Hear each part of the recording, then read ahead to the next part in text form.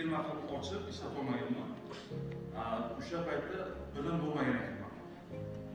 Bilim yo'q, endi bu narsani qanday boshqarishni bilmaganman.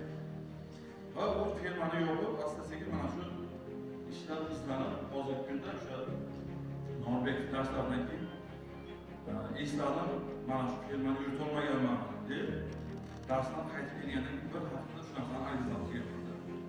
Ofislarni ochib, firmasini ochib, shu tashkilotga yurishni boshladim.